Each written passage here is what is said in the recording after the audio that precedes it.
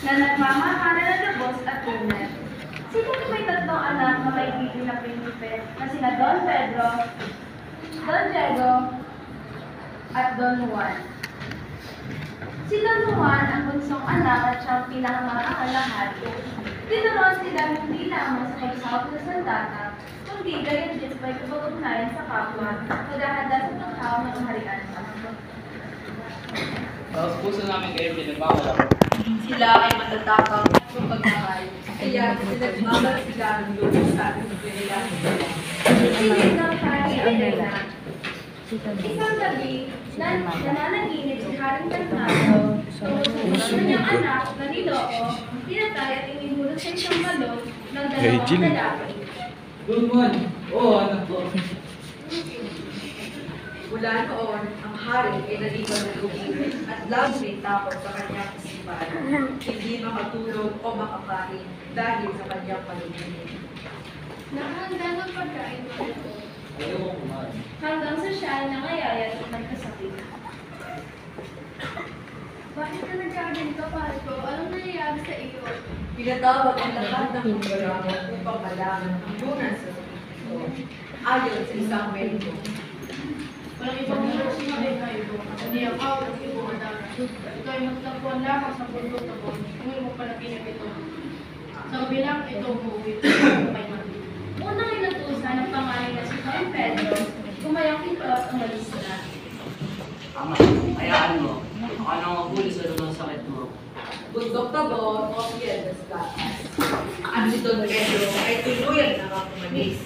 Mataas ang daan. Kaya hindi na hinaya ito ng kanyang kabayo. At namatay ang kabayo. Kaya siya ay naglakad na lang. At siya nga ay tuluyan ng nakaligid sa bundok na bon kung asan ang Piedras Gatas. Kaya pala ang Piedras Platas. Ngunit, nasa ka ng ibong adaro na. Dahil sa labis, napagod siya, ay umupo at di niya namalayang ang pagdating ng ibong Adarna. Nagsimula umawit ang ibong Adarna at di niya namalayan at makatulog na pa siya. Ugali ng puno na magbawas, pagkaawin, tsaka ito matutulog at napatakas ng dumi. Depende. Siya ay naging matungkulan. Kaharian ng Berbanya.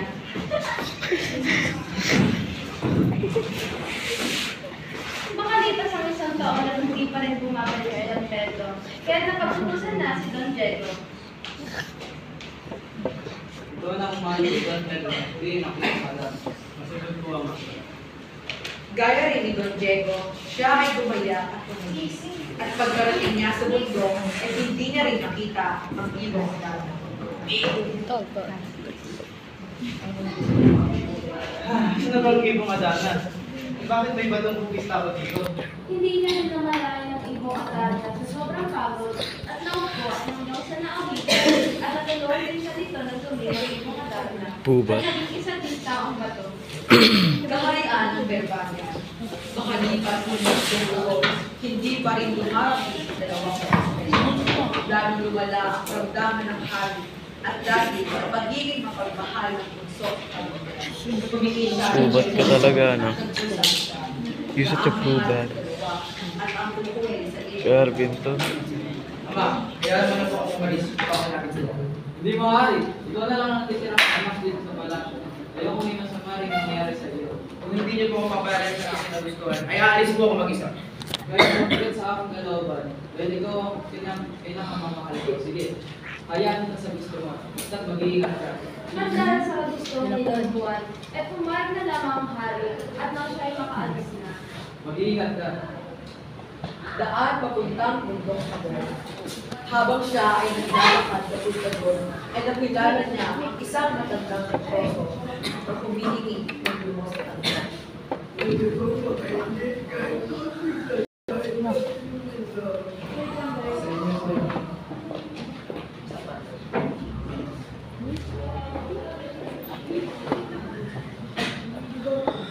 po yung dalawang bang. Pubat boy.